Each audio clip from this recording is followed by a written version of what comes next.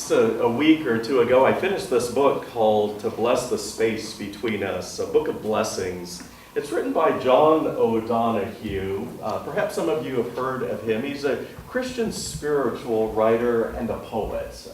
He died a few years ago, but I've heard him talk on the radio, on NPR in fact, and one day I was out on a boat at sea, and we're leaving a good friend's ashes, putting him out to sea in the traditional Hawaiian way. And one of the ladies that attended, a good friend of the deceased, read a poem, a prayer actually, a blessing from this book. And it was so meaningful. I think everyone had tears in their eyes because it was so appropriate in terms of this person that we happen to know by the name of Judy. What we said about the blessing, it was all about her, and we could relate. And so, to me, I thought, it would be really nice to begin today's message with one of the, not an actual poem or a blessing in here, but in between each section, John O'Donohue writes a little bit about that particular section, and the very first one is called Beginnings. And so what I would like to do is read a little bit at a time about what John O'Donohue says about beginnings, and then just take a little break of several seconds, just a moment, to reflect upon each one of these things that is written. And so let me begin, and then just so you know, we're just going to take a little break after each one, just to let it kind of sink in, and you can think about and meditate upon what I just read. We are never as alone in our beginnings as it might seem at the time.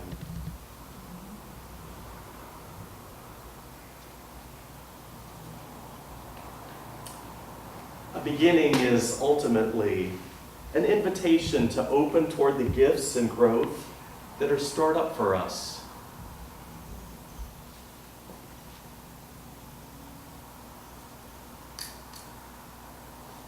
To refuse to begin can be an act of great self-neglect.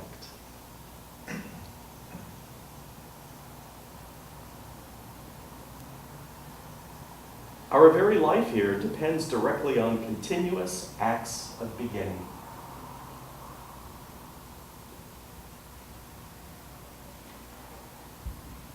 Beginning precedes us, creates us, and constantly takes us to new levels and places and people.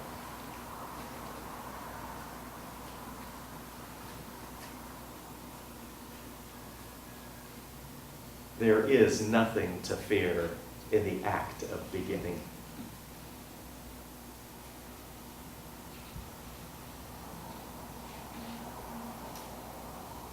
To live a truly creative life, we always need to cast a critical look at where we presently are, attempting always to discern where we have become stagnant and where new beginning might be ripening.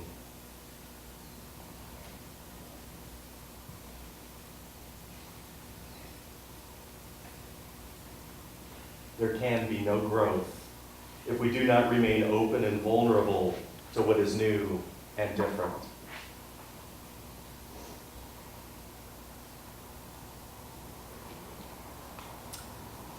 I have never seen anyone take a risk for growth that was not rewarded 1,000 times over.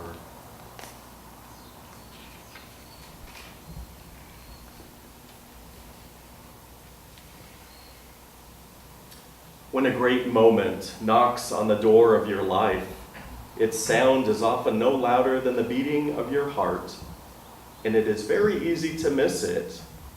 To live a conscious life, we need to constantly refine our listening.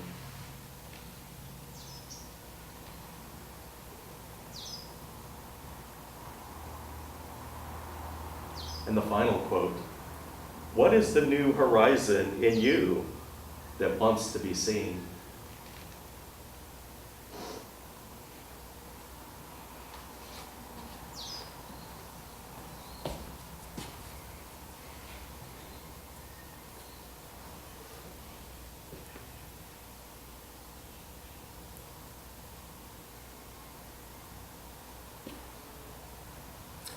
It occurred to me as I was reading these words this week and in the past several weeks and rereading them for today's message that the author was actually preparing me to hear the Christmas message.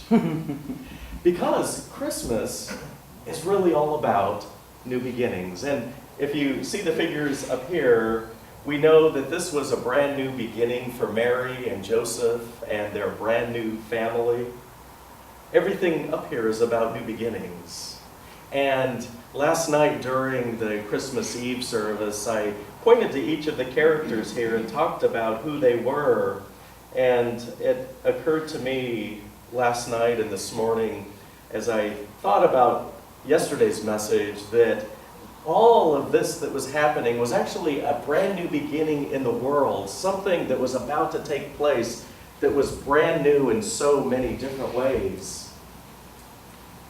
Last night I shared about the different figures, and today I would like to do the same, but maybe with just a little bit of a different slant. We have, of course, Mary and Joseph that were not the most expected kinds of people to usher in a brand new baby king, for they were poor. And kings normally don't come from poor families, do they? We also know that Mary was probably a teenager and an unwed, pregnant mother. This was more scandalous in that day than it was comforting as we hear the story today. But I also pointed out last night that the shepherds were the ones that did the jobs that nobody else wanted to do. Again, not the kind of people that would arrive to celebrate the birth of a king or an emperor. And then, of course, we have the Magi, who, they were the foreigners, the people with the strange customs and the strange language and the strange religion that the people of Bethlehem didn't understand and didn't necessarily even like, but nevertheless, this is the scene when Jesus was born. And it truly is mind-boggling when we think about it that the least expected people in the world showed up to the birth of this brand new king. And as I thought about this a little bit more last night and this morning, it occurred to me that this really is all about a new beginning in several senses. In one sense, the Gospels are all about a completely new way of being in the world. And if you read not only Matthew and Luke, which tell the Christmas story, but also Mark and John, you realize that there's a brand new way to be in the world that Jesus taught and lived. Certainly, there could have been another way to do this, but this is the way that was chosen. This is the way that is. And there's a brand new way of understanding how we get along together in the world and how we relate to each other in families and in neighborhoods and in nations and throughout the world. And as I think about the characters here in this scene, and everything that it began, including everything that we read in the Gospels, the new beginning was about people like this showing up and being completely accepted by God. People who were strange, people who had different customs, people who were scandalous, and on and on and on. And throughout the Gospels, we are told that these people and everyone like them are accepted by God. Might have sounded scandalous. In fact, it did sound scandalous when people first heard about this scene. But this is a new way of being in the world. It's a way of being where everyone truly is accepted. Everyone is loved by God. Everyone's welcome into the community. And as you think about a new way of being for you, as we come to the end of the year, I wonder what lessons there might be for all of us. certainly the way that we begin, God is there.